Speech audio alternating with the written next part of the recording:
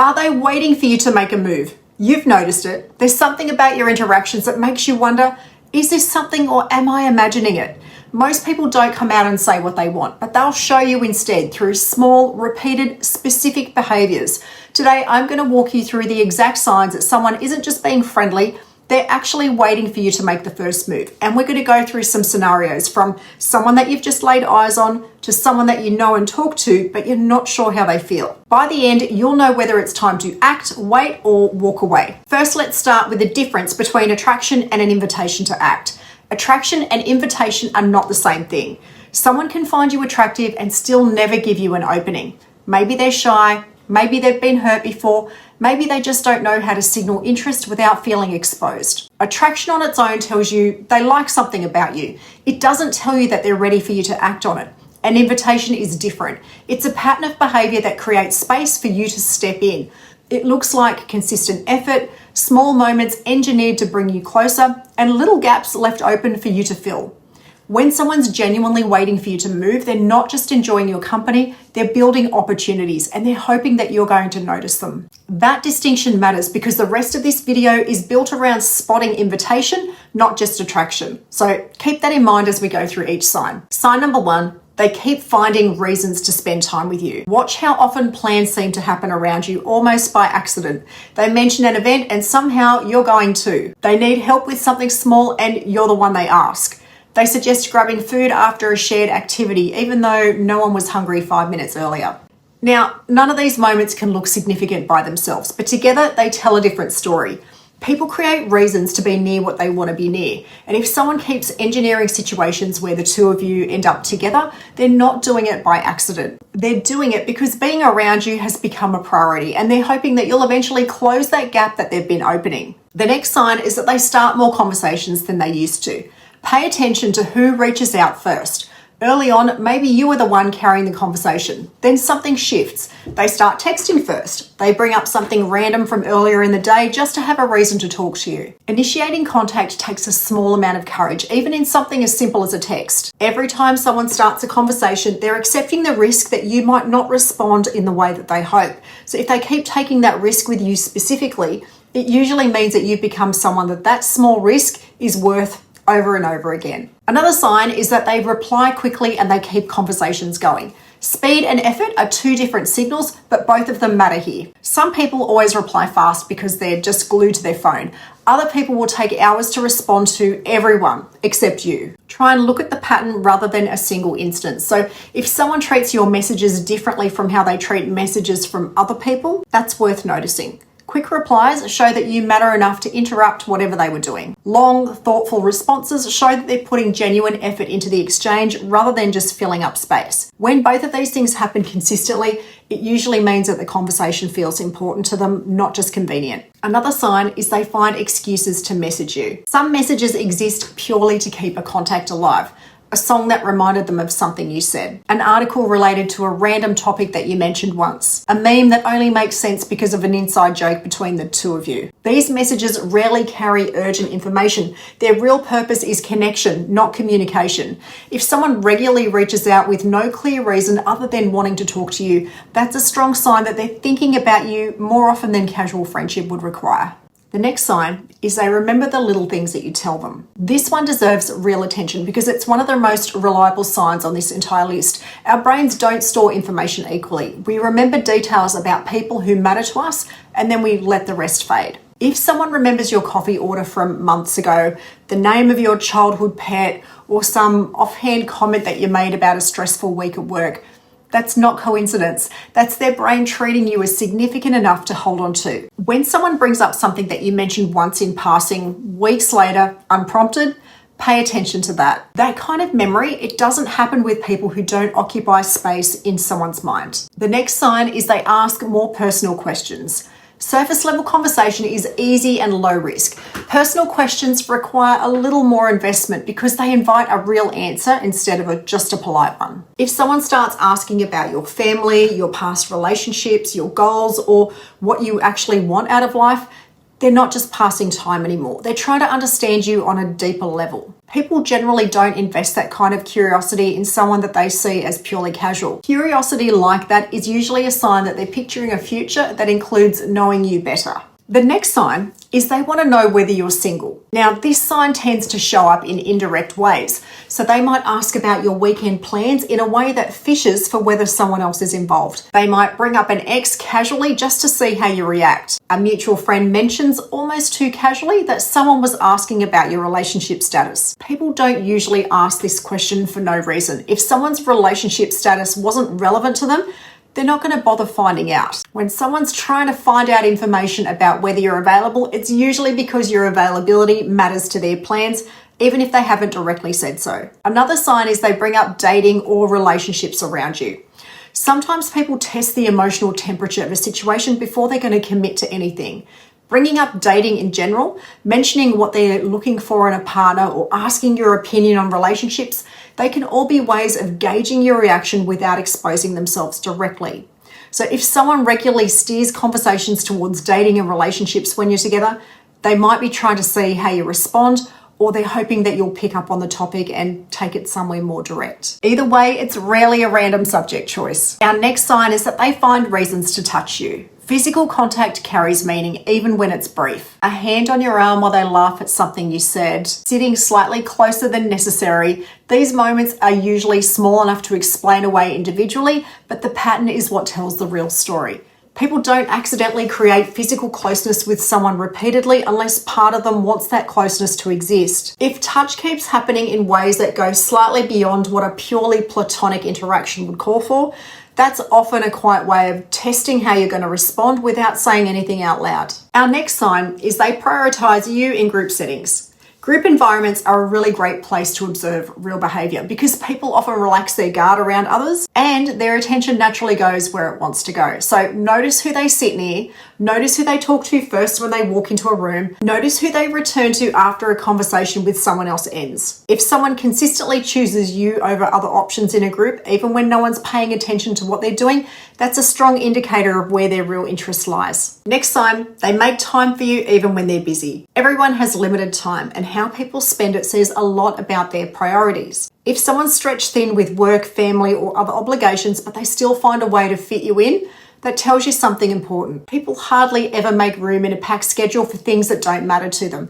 If someone consistently prioritizes you, even during their busiest stretches, it usually means that you occupy a place on their priority list that's higher than casual friendship would explain. Next sign, they seem genuinely happy to see you. Watch their face in the moment before they notice you, before they've had time to think about how they're supposed to react. A quick smile, raised eyebrows, a shift in posture, like they're suddenly more alert. That instant, unfiltered reaction is really hard to fake convincingly over time. And if someone consistently lights up when they see you, even if it's in small, subtle ways, it's usually a genuine and honest signal because it happens before their conscious mind has a chance to control it. Next sign, they tease you or have inside jokes with you. Playful teasing creates a kind of intimacy that ordinary conversation doesn't.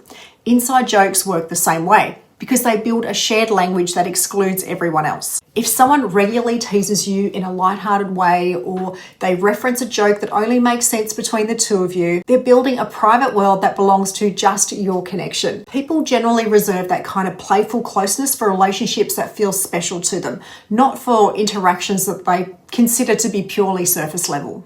Our next sign, they give you opportunities to spend time alone together. Group hangouts are safe.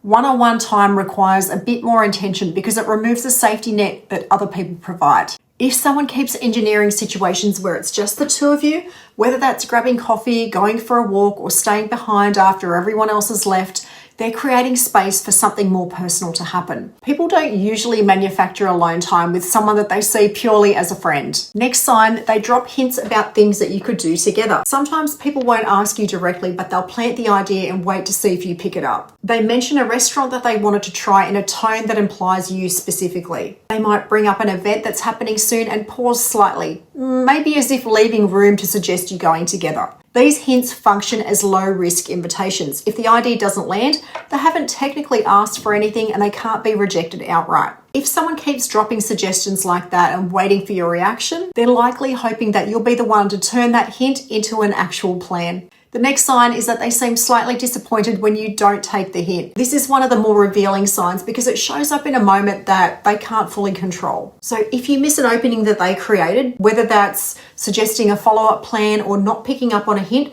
watch their reaction. A small shift in energy. It might be a slightly quieter response, a small pause before the conversation moves along.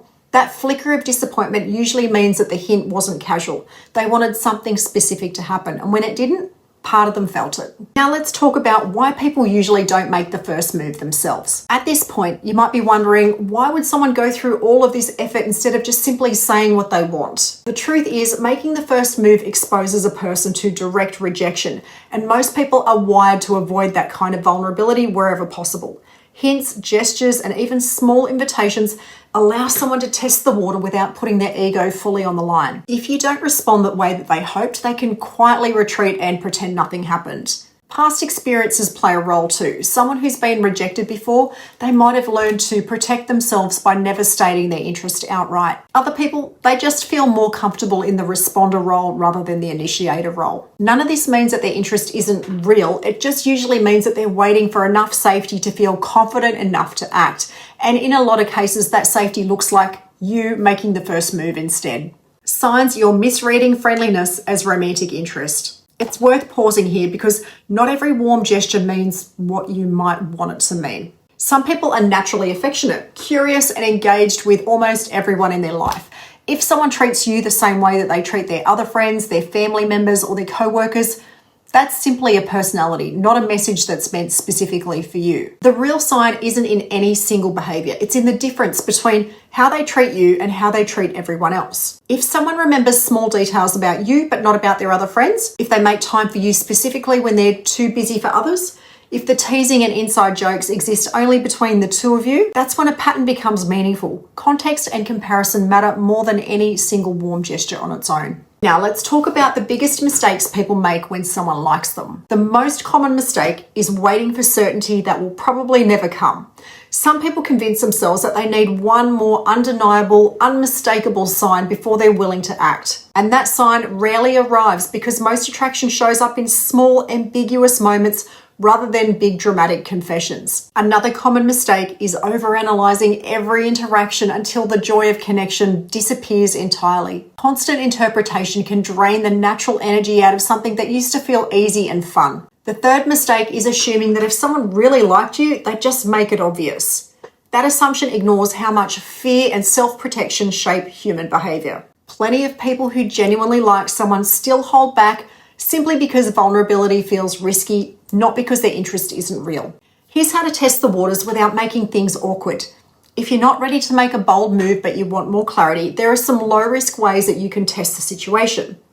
Suggest a plan that's slightly more personal than usual and just watch how they respond. Do they seem enthusiastic or a little bit hesitant?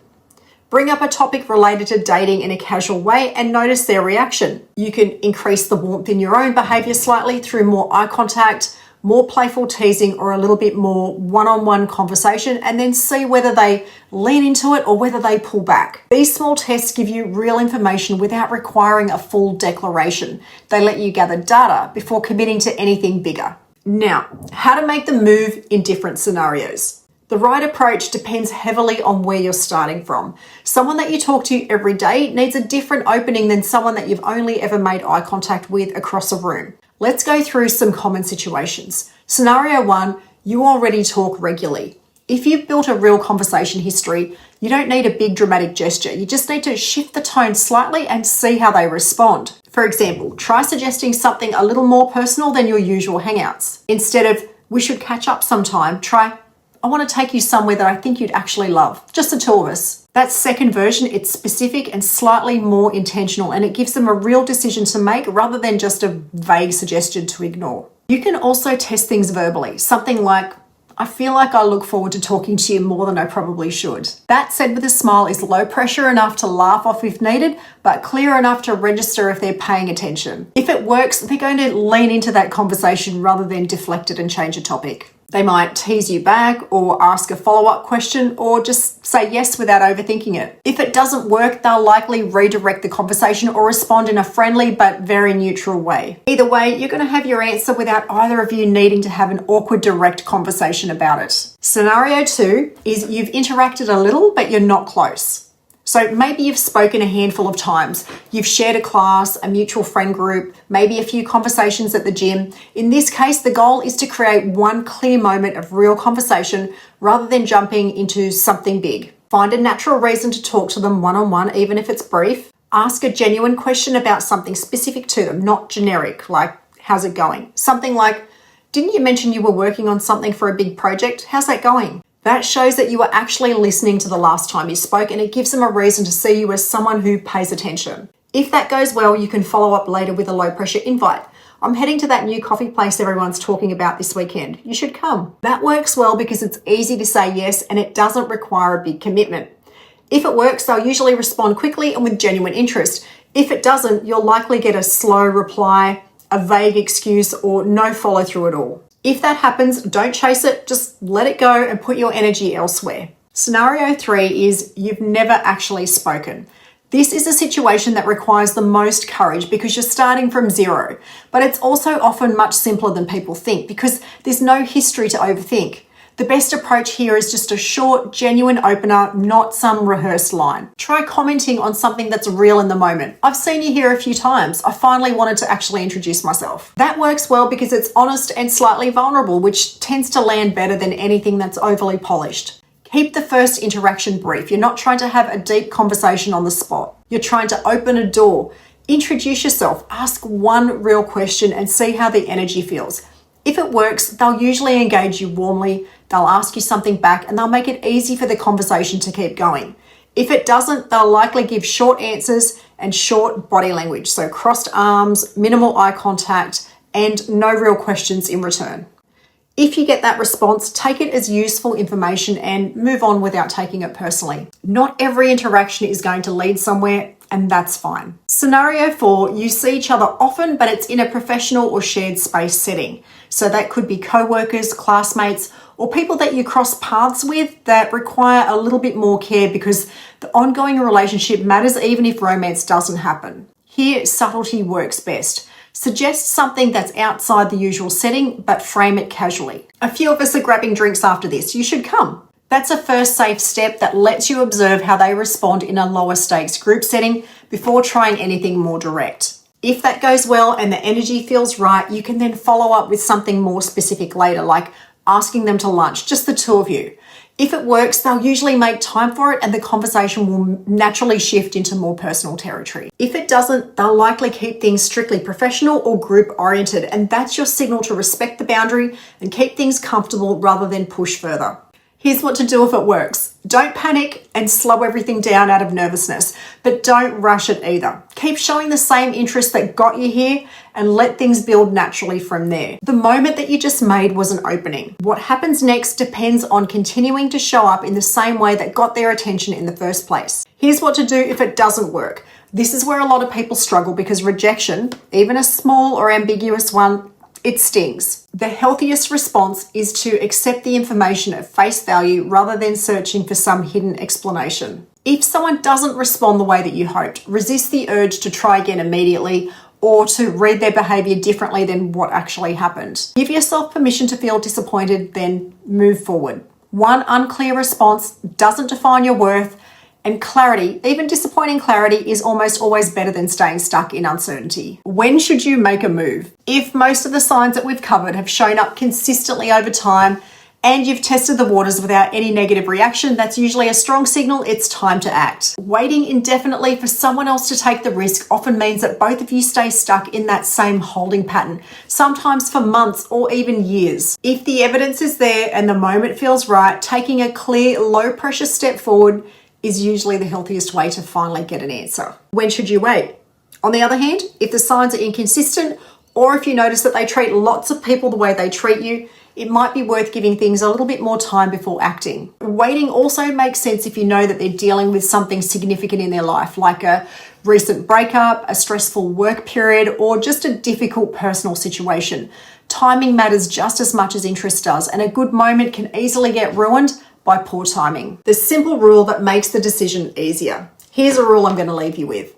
Look for consistency, not intensity. One grand romantic gesture means far less than small repeated patterns held steadily over time. If someone keeps showing up for you in quiet, consistent ways week after week, that's usually more trustworthy than any single dramatic moment. And if you've seen that consistency clearly, stop waiting for permission that isn't coming. Sometimes the only sign left to look for is the courage to create one yourself.